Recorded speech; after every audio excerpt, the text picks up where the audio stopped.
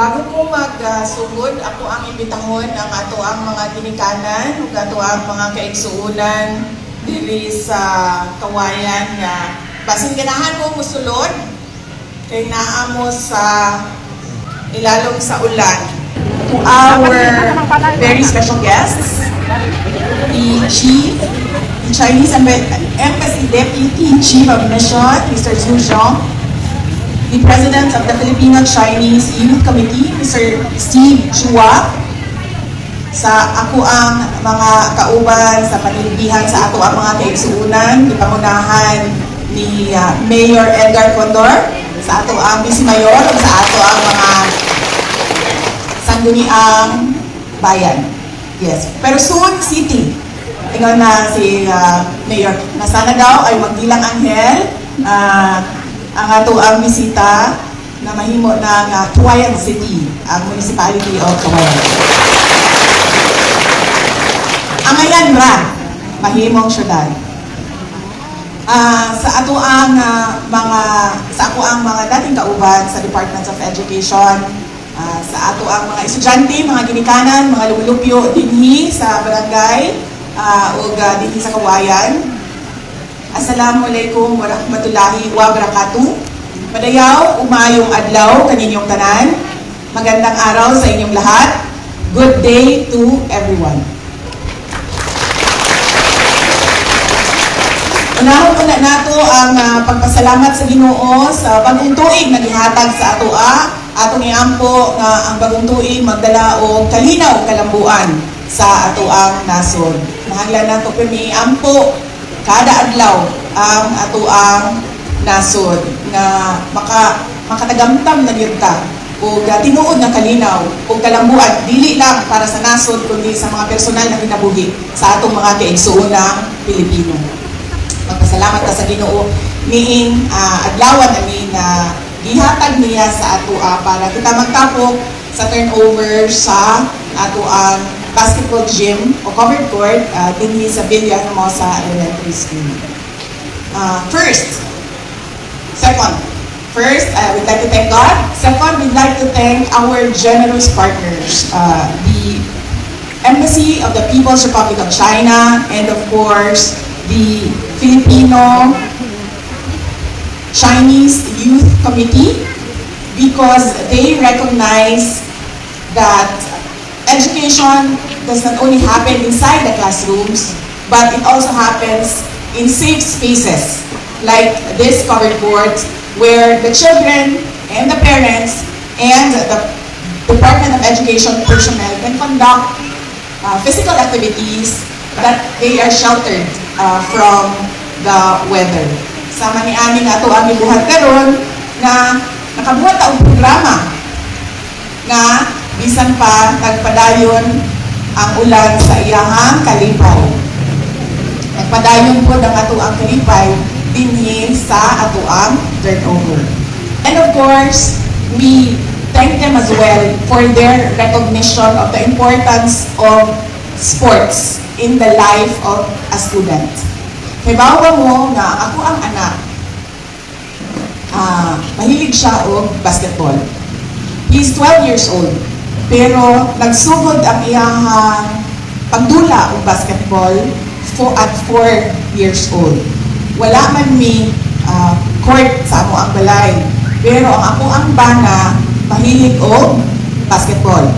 Ang iyang ginakabisihan karon mao ang mahimong isa sa manager sa basketball team sa De La Salle University. Mo na ang iyang hobby or pastime. So tong nagkaanak mi og lalaki, kaya ang una namong anak babae man, so walay interes ang ako ang banang dalun siya sa passion niya for basketball. Pag nagkaanak ni og lalaki, nagkaingon na gyud siya na kini na gyud. Doon na gyud ko'y basketball player. Kaya ako ang bana, mudula man siya og basketball pero dili gyud siya kamao. O gina ako ang giingon sa iya ha. O nang angay ra gyud ka mag-manager. Pero dili gyud ka pwede mag-player. Kausan ni uli siya sa balay na dako kaayo ang iyahang black eye. Kay nag-appeal man og dula sa mga abogado ba sa amoa sa syudad sa Davao na ay mga team liga sa Integrated Bar of the Philippines, mga abogado tanan. Yan, di na isa, may edad naman na akong bana, doon na isa, batangkol nga abogado, arisgado kaayo modula, nasikuhan, iuli siya nga, tunay, black eye. Maunan, kada mo gawas siya, siyempre makita niyahang black eye, mingon dayon siya, niingon ko sa iyahang, mingon ba yun dayon ka nga, sa basketball na ni mo nakuha, kay basin ako itudlo ano na akay, black eye. So mo itong, kada mo gawas siya, mingon yun na siya, nga black eye, ko ato, buisip itong bata, atong abogado, di ka maumudula. Nakahuna-una ako, siguro kamong duhaan, di ka maumudula. Kay, wapag yun ko, kakita o kanang mga professional, di ba, magka-black eye. Diba? Di mo na sila ma-injured, kaya tama man ang ilahang dula, di mo na sila maigo sa mga siko. Kaya kamauman sila mo, di kay. So, ingon siya na, naging ko'y anang malaki, kanigyod kay na anak ko ay basketball player. So at 4 years old, yahan na nidala sa basketball clinic ang anak, 4 years old. Naluoy po sa bata, kaya nga no, at 4 years old, di pa po kakasulti sa inyong mga di ba yan ako nang gusto? Dili ko gusto mag-training ni ngani, na dapat natulog ko sa balay, kung nagidala ko ni mo, kay mag-basketball clinic. Ipukaw ko ni mo sa'yo, panahon sa summer, na wala klase, ipukaw ko sa'yo, kay mag-clinic. Pero yahan gi-nurture ang interest na magdula o basketball. So pinaka clinic ang bata, pagkahuman, kung makita ninyo ang bata karon na siya skill. Pero very rough ang iyahang skill. Kay 12 years old lang man sila, no? Unya, ang kanang 12 years old, mag-training, dili mag-training, di kapoy ko eskwela, dili ko mag-training. So dili matibuok ang iyahang skills development. So, na po, makausahay po, makaingon yun po ko sa ako ang bana. Matingala ko, ngano ikaw, tuman ka maayo nga basketball player, pero nagkaanak ka, o maayo kaayo nga modula o basketball. Anak mo niya, maanak kayo sa iya. Tingali, gikan na sa ako ang lahi. Gikan yun na sa amo ang genes, ang iyahang pagka maayo sa sports. And, ang iyahang skills development, dili mahon sa iyahang training, kaya nga naman, ang iyahang mga trainers ng good, walang kibalo kung mahadlok ba sa bata, kung kinsa siya, anak di kinsa ba, dili siya tulakon, i-push. So kung may ng bata, ikapoy na ko, magundang po drills. So may ng bata, dili ko mag-practice ka ron, dili po siya mag-practice. So ang akong ingon sa iya tingali mangita na lang taglain nga training program. Kung sa iya, hapit na ang summer, unya, maumag yun na ang imuhang gusto buhaton, mag-basketball player, mag-varsity ka. Kung siya mag-varsity ko, pag-abot na ko og high school. Kung tingali maumag yun na, ang imuhang gusto buhaton, mangita ka. So nangita ko, para niya, kay ingon niya, gusto niya, doon lang daw diri sa Pilipinas, di na daw mulayo, kay kapoy daw kaayo o biyahe. So nangita ko, pagkahuman, you'd be surprised. I was surprised to find out.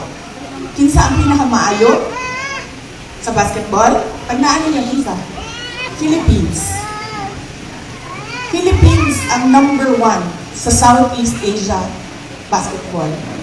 So wala ko'y nakita-an laing training program na makatabang niya kay tanan ng ako ang research mubalik gihapon sa coaches and sa training program dinhi sa Pilipinas. And so makita ninyo ang value ni aning basketball court dinhi sa inyong lugar. We can develop the talents and the interest of the students and the children in basketball. O, maupod na ang makadala sa ilaha na musulod o klase. Ganahan na sila musulod sa eskwelahan, kaya naman, magdula man o basketball. So, kung magdula na sila o basketball, ganahan na musulod sa klase, mahuman na siya o eskwela. Kita na niya, na naman siya yung vision, no? Na pag mumaayo ko aning basketball, mahimo kong varsity player kung asa man ko ma-recruit na high school. Pagkahuman, ma-recruit ko para sa ako ang college, isa kung asa man nga eskwelahan sa Manila, achieve na ako ang dreams of becoming an athlete and a player for Kawayan, for Masbate, for the Philippines. So, dili lang ni siya basta semento o bongbong o gato, kundi dinhi nato matabangan ang ato ang mga anak na makahuman sila o eskwela. Yan yung ko, daghan man, no? Sa tibuok nasod, ang nag-request o mga basketball covered court. Kay katong secretary pa ko sa Department of Education, nagatuyok man ko sa lain-laing mga probinsya para lang maistorya na ko ang mga principal o mga teachers na layo sa central office. Nadilig yun makaabot dito sa National Capital Region. So sa pagtuyok-tuyok na ko, daghan ang nag-request o tungod sa gusto sa Youth Committee, Filipino-Chinese Youth Committee and Embassy of the People's Republic of China nga mutabang na apoy daghan nga natagaan o covered court. Pero, ipili na ko na mubalik din sa Masbate. Kaya kung ano, ayos pasudiyas ako nga kay basig nili ko mupalakpak kung ano, nibalik ko din sa Masbate. Tungod kay, doon ay taga Davao ang namatay din atong December. Namatay siya bago mag-December, mag-Christmas Day. Namatay siya sa enkwentro sa NPA. Dinhi sa inyo sa probinsya sa Masbate. Mo nang ipili na ko na mubalik dinhi kay gusto na ko mangampanya usab sa inyo nga paniguraduhon ng ato ang mga anak ang ilahang damgo ang masunod. Dili ang kung unsa man ang kausa nga ginabaligya sa mga armadong grupo. Paniguraduhon ninyo mga ginikanan na ang inyong anak nagasulod yun sa eskwelahan. O mahuman yun sila sa ilahang pag-eskwela. Pero ni po na ako ginapasabot sa mga bata nga lahi. Tinuod man, nakahuman ko og grade 6, makatrabaho man ko. Nahuman ko og second year high school, makatrabaho man ko. Tinuod man, makakuha ka og trabaho. Pero lahi ang trabaho. Sa nahuman lang og second year high school, kontra sa kung nahuman ka og isa ka profesyon. Pananglitan, nahuman ka og second year high school, assistant ka sa bakery. Pigluto upan, di naman na sila mangayo og kuan college degree. Pigluto upan. Pagkahuman ang nahuman og college, nakahuman og nursing. Makita ninyo mga bata na ang kita o ang sweldo o ang kwarta sa nagtrabaho lang sa bakery kontra sa nahimong nurse nagtrabaho sa hospital, diri sa Masbate o sa Manila o sa abroad man, lahi ang ilahang kinabuhi.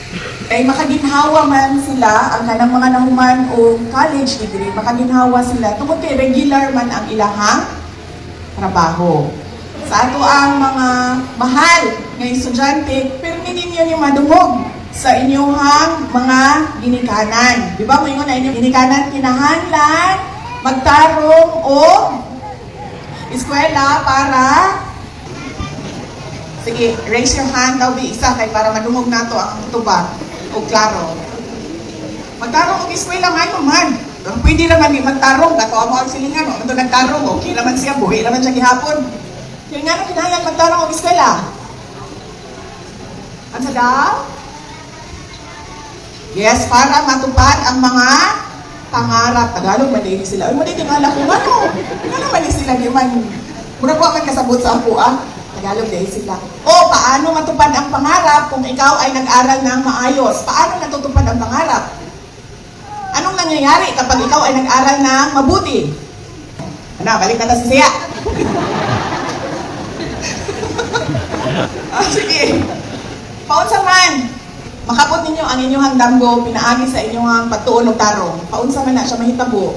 Nagtuon mo og tarong, paunsa man mahitabo sa inyo kung nagtuon mo og tarong, nahuman mo og eskwela. Doon na mo'y trabaho. Kung doon na mo'y trabaho, unsa may dala sa trabaho, be? Ha? Kwarta. O, di ba? Doon na mo'y kwarta. Nagtuon mo ang tarong, nahuman mo ang eskwela, doon na mo'y trabaho, doon na mo'y kwarta. Very simple formula. Ang kinahanglan lang ninyo masabtan, lahi ang kwarta sa nahuman og second year high school, lahi ang kwarta sa nahuman og kurso. Diba? So sa punto nato, B, mag-eskwela og tarong para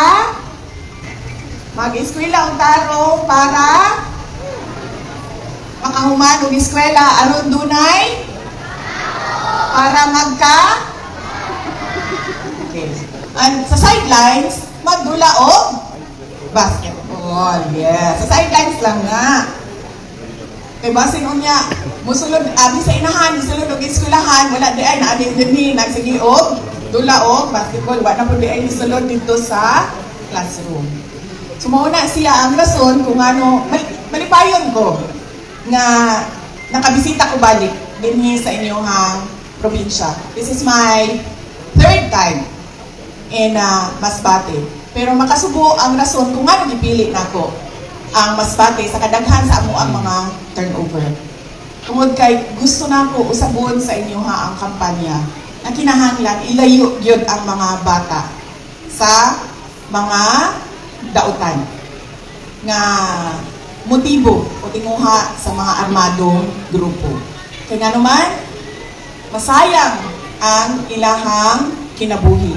Magdagandagan anang bukid, magdaladala og armas, pagkahuman, mangayo og dilata sa mga tao, mangayo og manok.